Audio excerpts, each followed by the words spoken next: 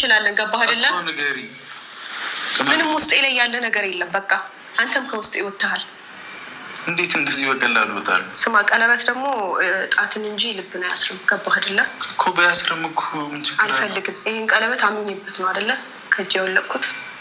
እሺ ሌላ ልግዛ ነው? አልፈልግም። እኔ ደግሞ የብዙ መስዋዕትነት የከፈልኩበት ነው እኮ። አልፈልግም። ሀይሚ ለምንድን ነው የማትረጋገው? ብሩኬ በጣም ልቀቀኝ። እናስተካክለዋለን እኮ ልቀቀኝ።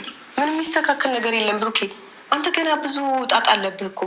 በጣም ብዙ ያልተፈታ ብዙ ጣጣ አለብህ። ለምሳሌ ምን ለምሳሌ ይለኛል እንዴ? ታውቀዋለህ አይደል? እንደ ህይወት ላይ እየተፈጠረ ያለው ሁሉንም ነገር እኮ ተውኩኝ። በቃ አይመለከተኝም ብዬ ቅመም አንቺን ብዬ እኮ ነው የመጣሁት አይደል?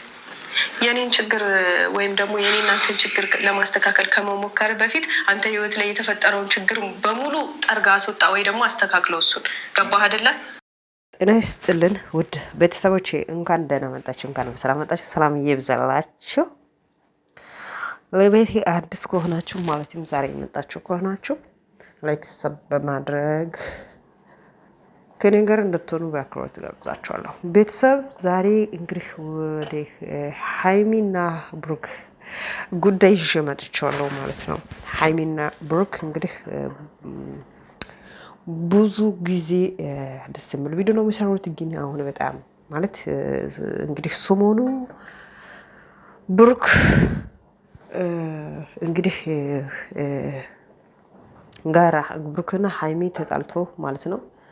እንግዲህ የተጣሉት ምክንያት ምን እንደሆነ ታውቁታላችሁ። ብሩኬ እንግዲህ ከሌላ ልጅ ጋር እንግዲህ ያቺ ልጅቱ እንግዲህ የብሩኬ ነው ልጁ የብሩኬ ነው ልጁ የብሩኬ ነው ብላ እንግዲህ እንትን አደረገች ማለት ነው።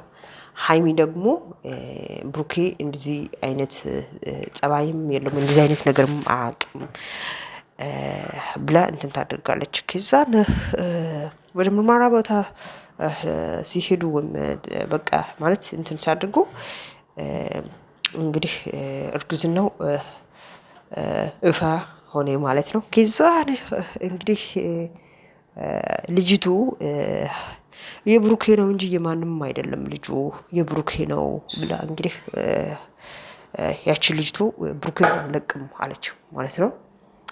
እንግዲህ ሀይሚም ይሄ እንዴት ይሆናል?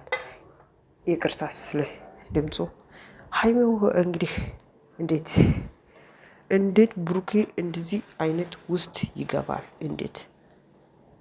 እንዴትስ እንደዚህ አይነት ነገር ብሩኬ ከኔ ጋር እያለህ እንዴት እንደዚህ አይነት ነገር በብሩኬ ላይ ይመጣል? ወይም እንዴት እንደዚህ አይነት ነገር ብሩኬ እንደዚህ ቦታ ላይ ይጠራል ብላ ሀይሚ እንግዲህ በጣም ቅልጥ አድርጋለች ማለት ነው። ነገሮቹን ማለት ነው። በቃ ነገሮቹን እንደ እሳት ማለት ሌላ ቀን ነገሮቹን ቀዝቀዝ ታደርጋለች አይደለ? እንደ እሳት ታደርጋለች ማለት ነው ሀይሚ ማለት ነው። ብሩኬ ሀይሚ ይሄ ነገር ውሸት ነው እውነት አይደለም፣ ይሄ ነገር ውሸት ነው። በአንቺና በኔ መካከል ልጅቱ ገብታ እኛን ለመበታተን ነው እንጂ ይሄ ነገር ውሸት ነው። ይሄ የኔ ልጅም አይደለም። እኔ እንዴት እንደዚህ ውስጥ ገባለሁ ወይም እንደዚህ አይነት ነገር እንዴት ብሎ ለማሳመን ይሞክራታል ሀይሚን ማለት ነው። ሀይሚ ደግሞ በፍጹም ማለት ማመን በቃ አልቻለችም ማለት የልጅቱ ሆድም እየገፋ ነው። ልጅቱም ደግሞ ልጁ የብሩኬ ነው እያለች ጊዜ በጣም በቃ ታመመች። ወደ ሆስፒታል ገባች። ኪዘን በቃ ጭንቀት ውስጥ ገባች ሀይሚ ማለት ነው። የብሩኬ ጭንቀቱ ልጁ የኔ አይደለም ይሄ ነገር ውሸት ነው ይላል። ሀይሚ ደግሞ እንዴት ብሩኬ ከኔ ጋር እያለ እንደዚህ ነገር ውስጥ ይገባል ወይ እንደዚህ ነገር እንዴት ይከሰታል? ብሩኬን እኔ ያመንኩት እያለ እንዴት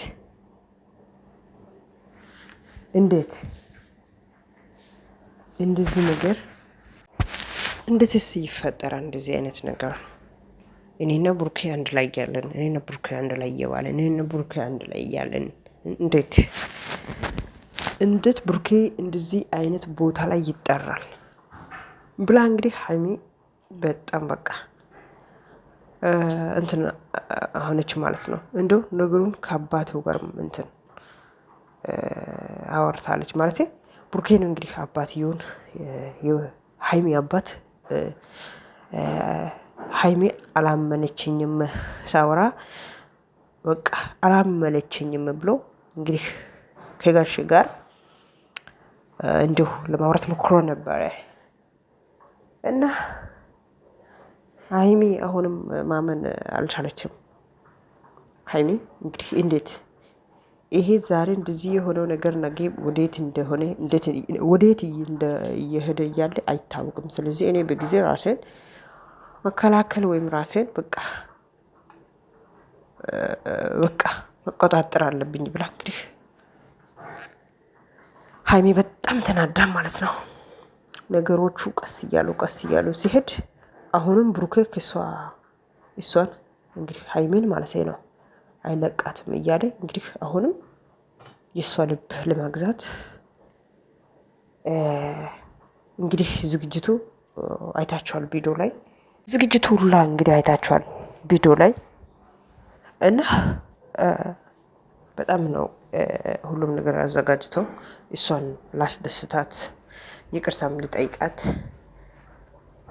በቃ ብሎ ሁሉም ነገር አዘጋጅተው በሰው ስልክ እንትን አድርጎ እሱ ባለበት ቦታ ድረስ ሁሉም ነገር ተዘጋጅተው እንግዲህ ዝግጅቱን በደንብ አድርጎ ጠብቆ እንግዲህ በሰው ቅድም ብያለሁ በሰው እንትን አድርጎ አስደውሎ እንግዲህ እሱ አዘጋጅቶ ሀይሚን ማለት ነው እሺ ትላለች ወይም በቃ ይቅርታውን ትቀበላለች። በቃ ትደሰታለች ላስደስታት ብሎ በቃ ይቅርታም ልጠይቃት ምናምን ብሎ እንግዲህ ይሄ ሁሉን ነገር አዘጋጅተው ስጠብቀው እንደዚህ ያለች የተሰበረው ልብ ቀለበት ማግዛት አይችልም ወይም መመለስ አይችልም ማለች።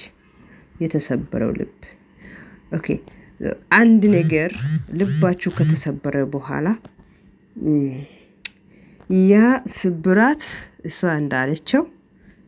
እንዳለችው ያ ስብራቱን ብሩም አይመለስም ወርቅም አይመለስም። የፈለገ ነገር ቢሞላ የተሰበረው ልብ መልሰን እናመልሳለን ወይ እንትን እናደርጋለን መቼም ቢሆን አይመለስም። እና ምን ማለት ፈልጌ ነው ይቅርታ እንግዲህ ከሁሉ በላይ ነው። እሷ ይቅርታ ብቀበል በጣም ደስ የሚል ነገር ነው። ለምን ይቅርታ ከሁሉ በላይ ስለሆነ ማለት ነው። ስለዚህ የዛሬ ቪዲዮዬ ስለ ብሩኬና ስለ ሀይሚ ይቅርታ መቀባበሉ ላይ ነው። ያው እንግዲህ ይዤ መጣሁት ማለት ነው። ቤተሰቦቻችን አመሰግናለሁ ስለነበረን ቆይታ በጣም አመሰግናለሁ። ለቤቴ አዲስ ከሆናችሁ እየደገምኩኝ ላይክ ሰብስክራይብ በማድረግ ከነጋር ስለሆናችሁ ላይክ እና ሳብ እያደረጋችሁ ስለቆያችሁ አስተያየቱን ስለጻፋችሁ አመሰግናለሁ። መልካም ጊዜ መልካም ቆይታ ይሁንላችሁ። በቀጣይ ቪዲዮ እንገናኛለን። ደህና ሁኑ። ቻው ቤተሰብ። ይቅርታ ከሁሉ በላይ ነው። ይቅርታ ከሁሉ በላይ ነው ለማለት ፈልጌ ነው። አመሰግናለሁ። ደህና ሁኑ። መልካም ቆይታ። ቻው ቤተሰብ። በቀጣይ ቪዲዮ ላይ እንገናኛለን። አመሰግናለሁ። መልካም ጊዜ። ቻው ቻው።